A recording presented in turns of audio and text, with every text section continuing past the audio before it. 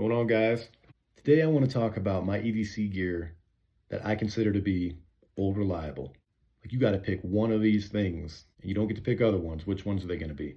I've split it up into 5 categories: sidearm, rifle, fixed blade knife, pocket knife, multi-tool. These are the things that I always have with me no matter what. And I have different iterations of all of them. I change my EDC almost every day.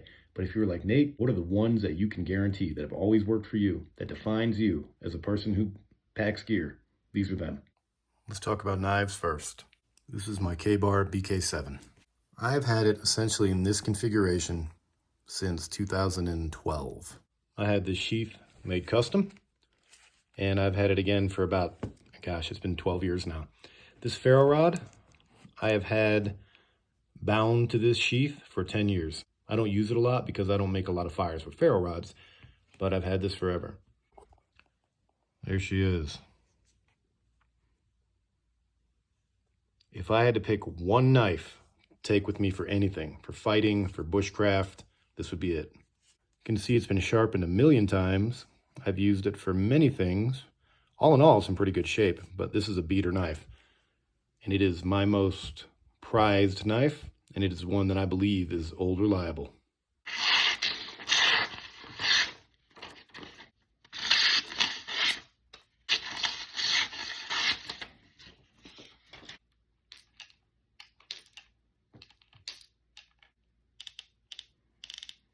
Let's talk about old reliable for handguns. This is my Ruger Nuvaquero in 357 Magnum.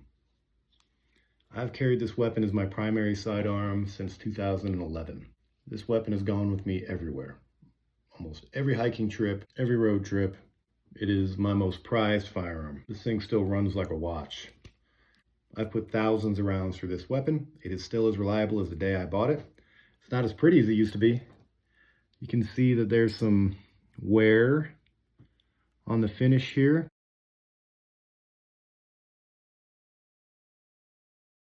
This is a weapon that I use, that I carry nearly every day that I can. A single action revolver to me is the epitome of a weapon that is reliable. And that's what it comes down to for me. Is it great for a gunfight? No, I don't prepare for that. This is a weapon that I know if I'm out in the woods and I need a gun, that this one will be reliable.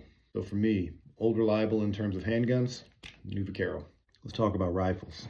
For me, when I think about my old reliable gun that's never failed me, the gun that is light, that is easy to carry, that when and if I needed it, I could guarantee it worked, no question. This is my Ruger Model 77 in 357 Magnum.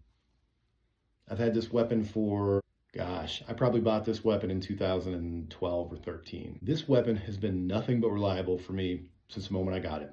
Out of this 20-inch barrel, okay, 357s with the right loads come out hitting really hard. You can get some really good ballistics. At 50 yards, you could easily take a deer, an elk, you know, black bear. Probably not a grizzly bear, but it's better than nothing. Model 77s are some of the most popular bolt-action weapons in the world. I chose this in 357 to match this. Now when I'm out in the woods, I don't need to pack 2 different types of ammunition. I've chosen 357 as my self-defense ammo and my woods ammo. Once you make that choice, you're good to go. I have mine in all-weather stainless steel.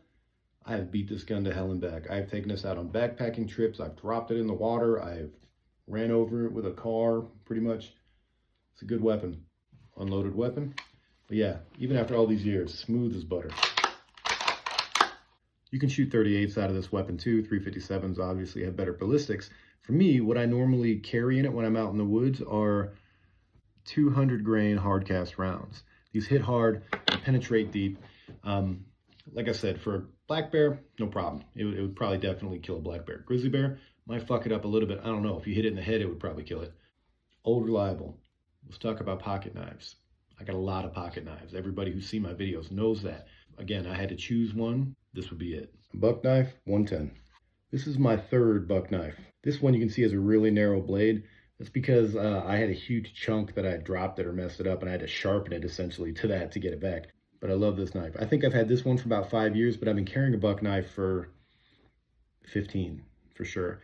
I lost one, another one got stolen, whatever, but I keep buying them back. The buck knives are awesome. They have a really good positive action. They're reliable, they're sturdy, they're inexpensive. But for me, This is it. A buck knife folding Hunter in 110. This is my favorite pocket knife of all time. And last but not least, my favorite multi-tool.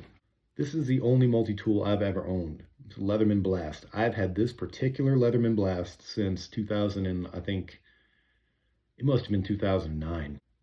I have used this multi-tool for everything. I've used it as a hammer. I took this with me to Argentina when I was there for 3 or 4 months. I've taken this all over the world.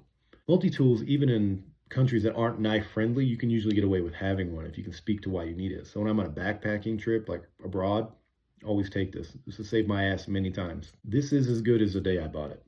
No question. I have used this extensively. When I was younger and I had less money, I lived by myself, I used this as my toolbox, period.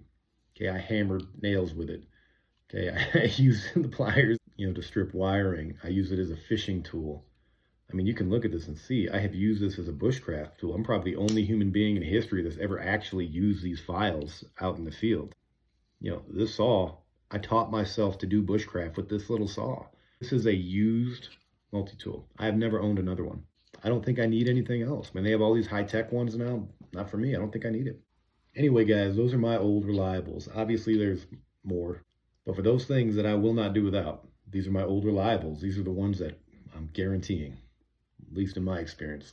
So what are your guys' old reliables? Let me know. I think this is really interesting. I love hearing what people carry and what works for them. So thank you guys for watching.